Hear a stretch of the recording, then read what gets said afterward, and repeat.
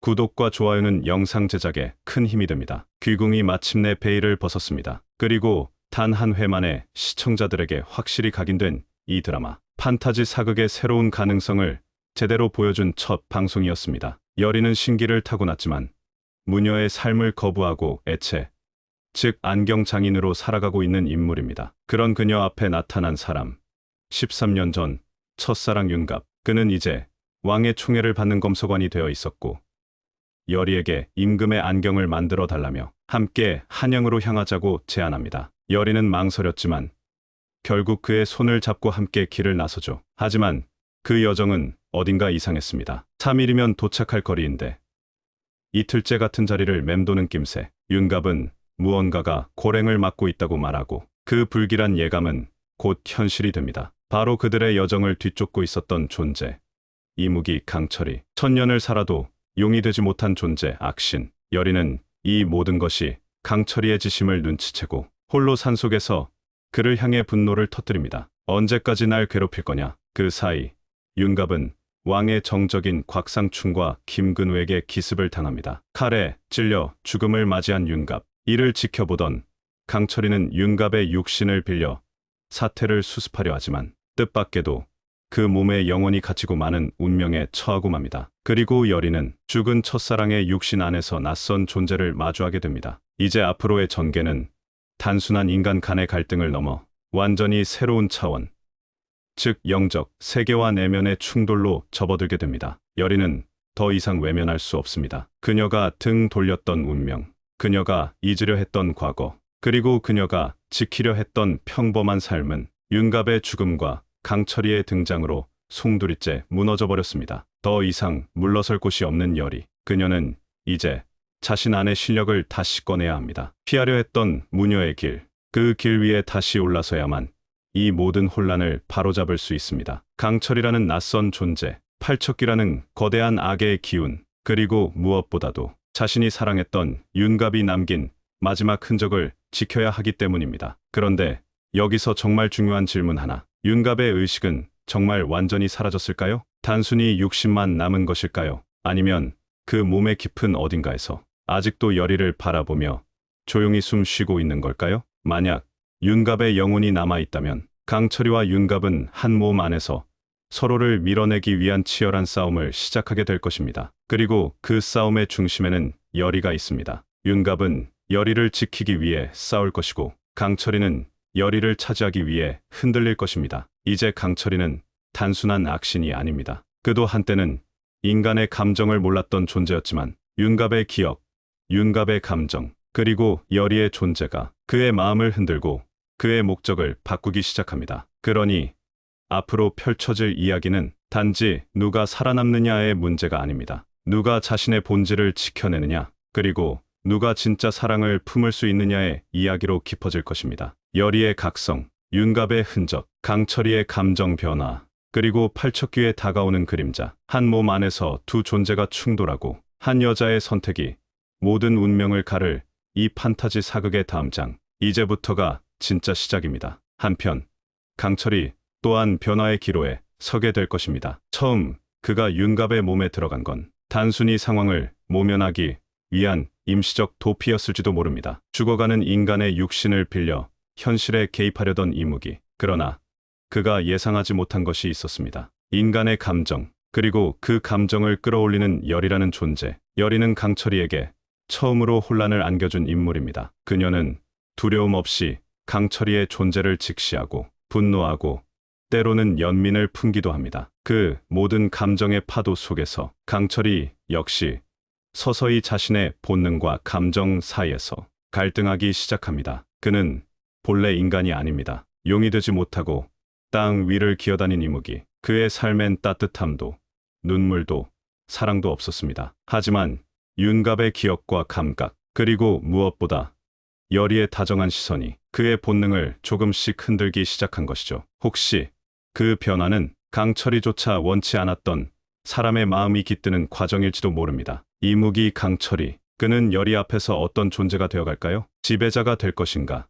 수호자가 될 것인가? 혹은 스스로도 알 수 없는 새로운 운명을 써내려가게 될 것인가? 하지만 그들이 감정의 줄타기를 하는 사이 진짜 위협은 조용히, 천천히, 그리고 무섭게 그들을 향해 다가오고 있습니다. 바로 팔척귀, 왕실과 얽힌 오래된 원한, 그리고 봉인되었던 어둠이 이제 다시 깨어나려 합니다. 팔척귀는 단순한 악령이 아닙니다. 그의 존재는 역사 속 어딘가에 감춰진 비극이며 왕실의 핏줄, 무녀의 피, 그리고 희생의 기억과 연결되어 있습니다. 어쩌면 여리의 가문은 이 팔척귀의 원한과 가장 깊은 고리를 가진 집안일 수도 있습니다. 그녀가 무녀의 운명을 거부했던 것도 알게 모르게 그 악의 기운을 감지했기 때문은 아닐까요? 그리고 그 원한이 다시 눈을 뜬 지금 팔척귀는 여리에게 다가옵니다. 그녀의 피를 기억하고 그녀의 존재를 위협하며 과거의 잘못과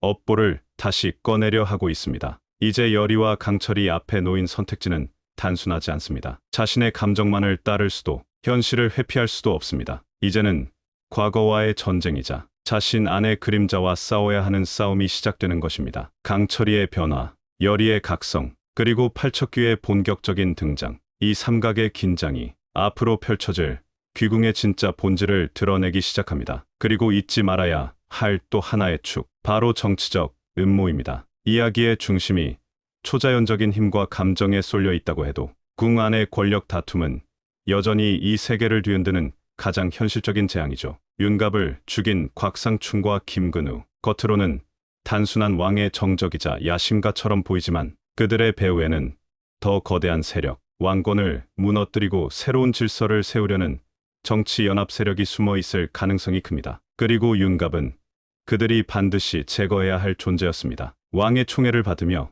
공적과 신망을 두루 갖춘 검서관, 게다가 열이라는 신기를 지닌 인물과의 관계까지 있다는 건 곧 왕실과 실력을 동시에 등에 업을 수 있는 잠재적 위협이란 뜻이었죠. 그런 그를 없애는 건 단지 시작이었을 뿐 그들의 진짜 목적은 왕을 무너뜨리고 신의 힘조차 통제하려는 보다 근본적인 야망일지도 모릅니다. 하지만 여기서 그들의 계산을 완전히 틀어버릴 인물이 등장하죠. 바로 강철이입니다. 지금 그는 윤갑의 육신 안에 갇혀 있습니다. 겉으로 보기엔 죽지 않고 살아 돌아온 윤갑. 하지만 실상은 전혀 다른 존재입니다. 그렇다면 이 상황을 역으로 이용할 수는 없을까요? 왕실은 윤갑의 귀환을 환영할 것입니다. 그리고 검서관의 자리를 다시 맡기려 할지도 모릅니다. 하지만 그 윤갑은 더 이상 윤갑이 아니죠. 그 안엔 인간이 아닌 존재, 이무기 강철이가 있습니다. 이제 강철이는 검서관이라는 신분을 통해 인간 사회 안으로 더 깊숙이 스며들 수 있게 됩니다. 그리고 그 자리는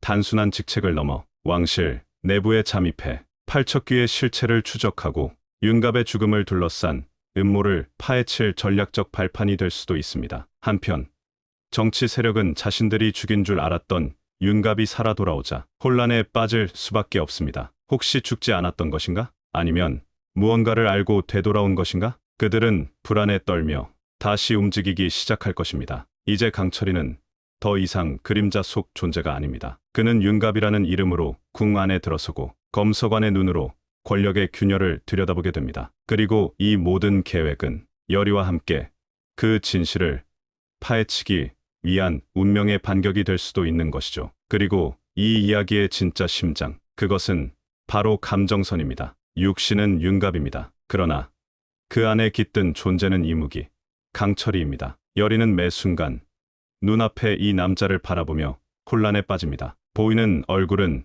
첫사랑 윤갑이지만 말투도 눈빛도 분위기도 모두가 낯설고 서늘합니다. 그런데 아이러니하게도 그 낯설음 속에서 여리는 점점 흔들리기 시작합니다. 처음엔 강렬한 거부감이었겠죠. 내가 아는 윤갑이 아니다. 이건 남의 몸을 도둑질한 괴물이다. 하지만 강철이란 존재는 단순한 악신이 아닙니다. 그는 인간보다 더 인간적인 고독을 품고 있었고 말 한마디에 상처 입고 여리의 표정 하나에 마음이 흔들립니다. 윤갑의 기억과 감정이 뒤섞인 강철이는 어쩌면 그 누구보다 여리를 진심으로 이해할 수 있는 존재일지도 모릅니다. 자신이 무녀의 삶을 거부했던 이유, 세상과 거리 두었던 상처, 그리고 아무에게도 보여주지 못했던 내면의 고통까지 그는 그 모든 걸 느낄 수 있습니다. 윤갑의 몸을 통해 윤갑이 느꼈던 사랑과 아픔을 공유하기 때문입니다. 하지만 여리는 여전히 묻습니다. 당신은 누구죠?